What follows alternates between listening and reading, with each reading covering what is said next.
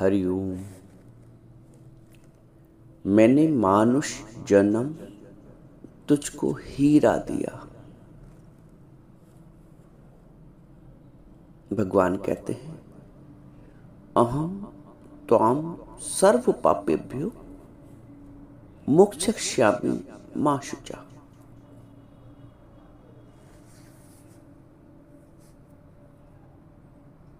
सर्वश्रेष्ठ मनुष्य इस संपूर्ण जो ब्रह्मांड है, ये तारामंडल, ये नक्षत्र, ये चंद्र, ये सूर्य, ये पहाड़, ये नदी, ये पुष्प, ये उपवन, ये झरने, इन सब में जो सर्वोत्तम कृति है परमात्मा की, वो मनुष्य को भगवान ने अपना स्वरूप बताया है। मनुष्य अर्थात विवेकी, चेतना प्रधान, चैतन्य, जागृत, ऐसे जागृत पुरुष को भगवान ज्ञानी बोलते हैं, जिसे अपनी आत्म तत्व की जानकारी है। पशु है ना, भेड़, बकरी, घोड़े, गधे, इनको अपने आत्म तत्व की जानकारी नहीं है, केवल मनुष्य को। अभी जितनी प्रकृति के स्वरूपों के नाम गिनाए, ये पहाड़, ये झरने, ये तारा, ये मंडल, इन सब से मनुष्य सर्वोपरि है, सर्वश्रेष्ठ है, क्योंकि मनुष्य जागृत है, भगवान ही समझते हैं। हालांकि मनुष्य अपने आत्म स्वरूप में जागृत नहीं हो पाता है और वो सोया ही रहता है, सुषुप्त अवस्था में। जो जागृत पुरुष है, जो वास्तव में मनुष्य है, उसके लिए भगवान कहते हैं वो ज्ञानी है। और ज्ञानी के लिए भगवान कहते हैं ज्ञानी त्वात्म में मतम। ज्ञानी के लिए भगवान कहते हैं कि मेरे मत के अनुसार ज्ञानी मेरा ही स्वरूप है। अब आप देखिए, जो सृष्टि करता है, जो संपूर्ण ब्रह्मांड के रचनाकार हैं, जिनके संकल्प मात्र से इतनी सुंदर सृष्टि का प्राकट्य हुआ, एक संकल्प मात्र से। कहते हैं भगवान को कुछ करना नहीं पड़ता है। इसकी उपमा देते हुए वेद कहते हैं केश लोमानी, जैसे एक पुरुष के शरीर में दाढ़ी, बाल, रोएं स्वतः निकल आते ना, कोई निकालना तो पड़ता नहीं। मूछें, जैसे एक पुरुष के दाढ़ी, मूछें, रोएं स्वतः निकल आते हैं, कुछ नहीं करना पड़ता है। केश लोमानी इसे बोलते हैं। वैसे ही भगवान के एक सहज संकल्प या सहजता से, जैसे व्यक्ति को अपनी दाढ़ी मूछें निकालनी नहीं पड़ती, रोएं निकालने नहीं पड़ते, सहज हो जाते हैं। तो भगवान से जो सृष्टि है सहज हो गई, भगवान से ये सृष्टि सहज हो गई। एक विचार, एक ओम बहुश्याम। और उस सृष्टि में भगवान ने मनुष्य को अपना स्वरूप बताया है। ज्ञानी त्वात्म में मतम, मेरे मत के अनुसार भगवान कहते हैं जो ज्ञानी है, जो जागृत पुरुष है, जो आत्म जागृत पुरुष है, जिसको ये भान है कि मैं मूल स्वरूप में चेतना हूं, आनंद हूं, शाश्वत हूं, वो जागृत पुरुष है। उसको भगवान अपना स्वरूप बता रहे हैं, परंतु हो उसका विपरीत गया। मनुष्य जागृत होने के स्थान पर जीवन भर सुषुप्त अवस्था में पड़ा रहता है। सुषुप्त इसलिए कहा जा रहा है क्योंकि आत्म भाव के दृष्टिकोण से मनुष्य सुषुप्त अवस्था में पड़ा रहता है। और मनुष्य बिल्कुल वैसे ही जैसे एक पशु, पक्षी, गधा, घोड़ा अपने को शरीर मात्र मानता है और प्रजनन में, भोजन में अपना समय व्यतीत करता है, मनुष्य भी आत्मभाव से सुषुप्त रहता है और शरीर भाव से जागृत में रहता है, जैसे पशु और पक्षी, कीट और मकोड़े।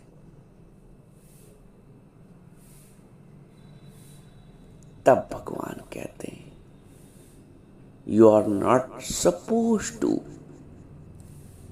You are not supposed to.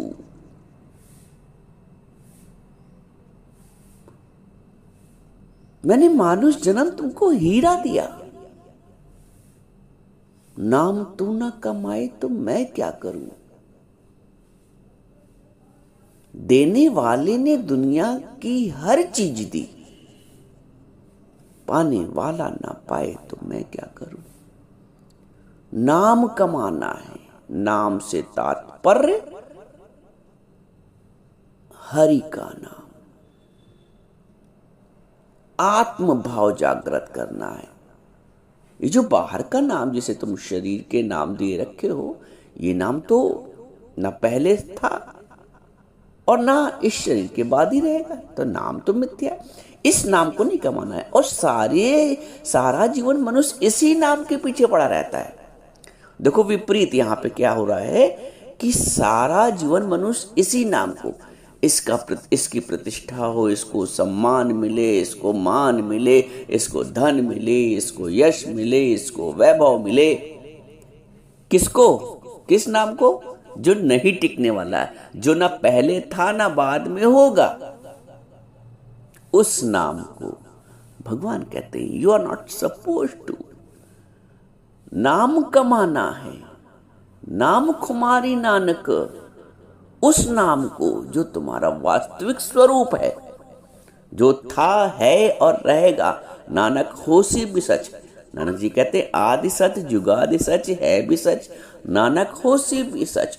उस नाम को कमाना है। हमने जीवन भर किस नाम को कमाया? इस नाम की तो थू थू भी हो जाती, अगर प्रशंसा भी है तो थू थू भी है।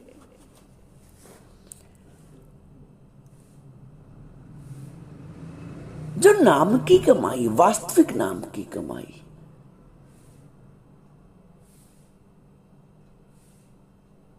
उसकी ओर ध्यान नहीं देते, वहां से सुषुप्त रहते हैं, सोए रहते हैं, समझा ही नहीं है। और चूंकि हमने असत्य को, असत्य उससे कह रहे हैं जो नहीं टिकने वाला है, तुमने जिस वस्तु की आसक्ति की, जिस व्यक्ति की आसक्ति की, जिस परिस्थिति की आसक्ति की, उस आसक्ति ने तुम्हें और सुला दिया। जगत में आकर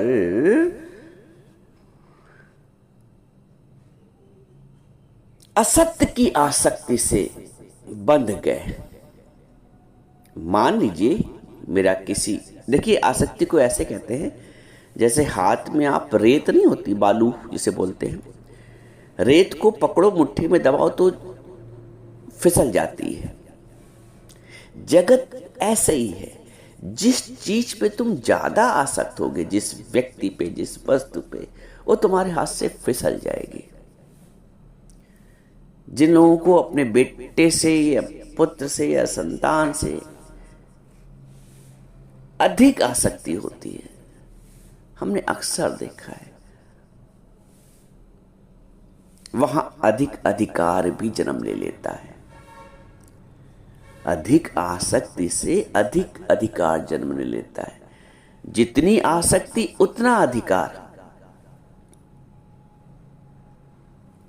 एक पति अपनी पत्नी पे अधिक आसक्त है तो उतना ही अधिकार भी चाहता है, और जहां जहां अधिकार की पूर्ति नहीं होती वहां वहां अधिकार भी प्राप्त होता है।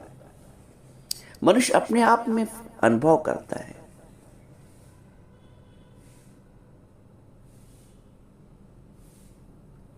एक सन्यासी, शायद राजा भर्तृहरि का ही एक कहानी है कि सन्यास के बाद वो जब जा रहे थे मार्ग से, तो उन्होंने देखा कि कुछ लाल लाल पड़ा है मार्ग में। उन्हें लगा ये सूर्य की रोशनी पड़ रही। उन्होंने समझा कि शायद हीरा हीरा कुछ है, कोई मणि है, कोई हीरा है, कोई रतन है, उन्होंने समझा। तो उन्होंने उसको उठाने की कोशिश की, और जैसे ही उसको उठाया तो वो थूक था, पान की पीक थी। ऐसी कहानी आती है समझाने के उद्देश्य। तो जैसे उन्होंने उठाया उसको, तो वो पान की पीक थी, लाल लाल। उनका मन अंदर से व्यथित हो गया, अरे ये क्या।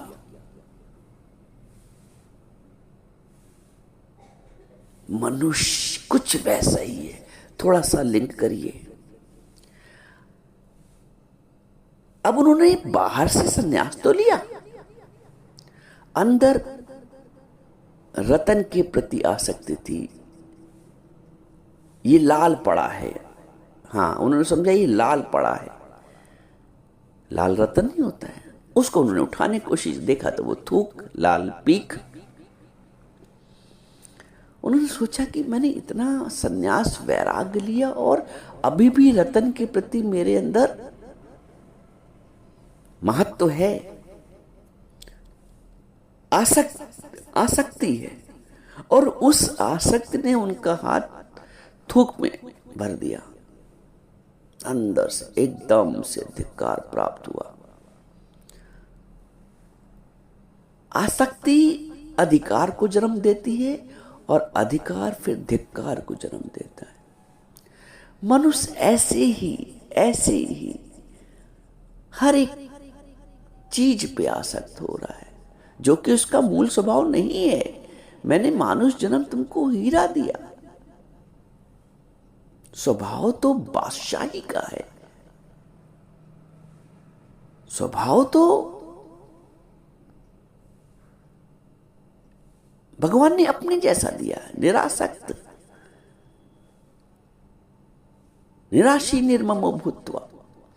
भगवान ने मनुष्य को आसक्ति रहित, आशा रहित, निर्ममो निरहंकार सा शांतिम अधिगच्छति। जो मोह रहित है, निर्ममो निरहंकार, जो अहंकार रहित है, सा शांतिम अधिगच्छति, वो शांति को प्राप्त होता है। शांति ही परमात्मा का स्वरूप है, आनंद ही परमात्मा का स्वरूप है। तो जो स्वरूप परमात्मा का स्वरूप है, भगवान वो कहते हैं कि वही स्वरूप मनुष्य का भी है। पशु पक्षी के लिए भगवान नहीं कहते। ज्ञानी तात्म्य में मतम, ज्ञानी मेरा ही स्वरूप है। ज्ञानी का या मनुष्य का मूल स्वरूप आनंद है, मनुष्य का मूल स्वरूप शांति है, मनुष्य का मूल स्वरूप प्रेम है, हिंसा नहीं है। हिंसा तो पशु का स्वरूप है,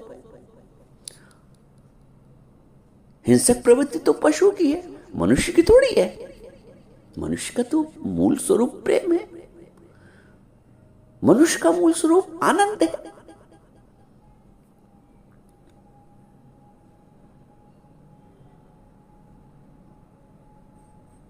भगवान कहते हैं जब तुम परेशान होते हो ना, भगवान कहते हैं you are not supposed to, तुमसे ये उम्मीद नहीं मनुष्य, तुमसे ये उम्मीद नहीं है।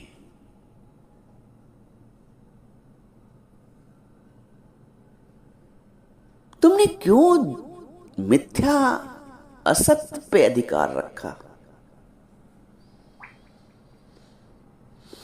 तुमने क्यों मिथ्या और असत्य की आसक्ति की?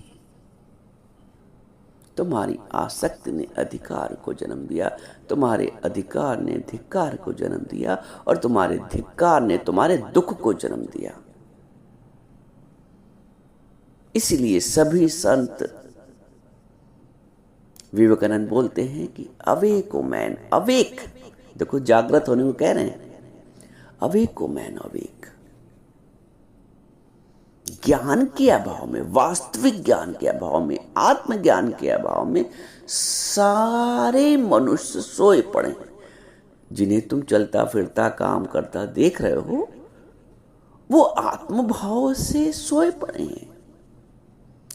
या निशा सर्वभूतानां तस्याम जागृति संयमी यस्याम जागृति भूतानि सा निशा पश्यतु मुनि।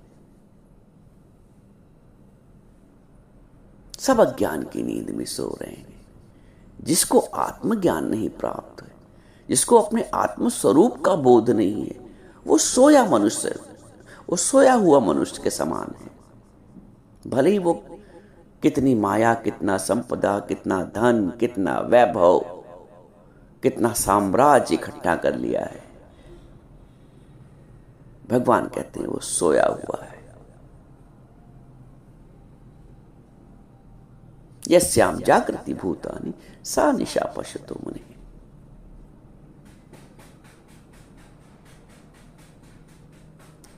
तुम छोटी छोटी बातों पे परेशान होते हो, चिंतित होते हो, अविश्वास करते हो, अश्रद्धा करते हो।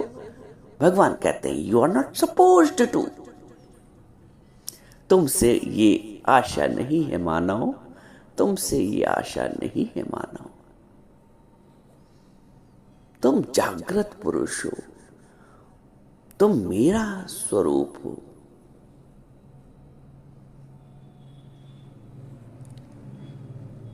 जो कुछ भी तुमने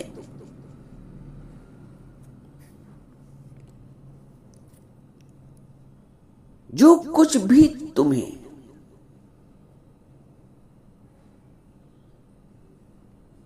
दुख की अनुभूति हो रही है, अपमान की अनुभूति हो रही है, धिक्कार की अनुभूति हो रही है, वो केवल अज्ञान उसका कारण है।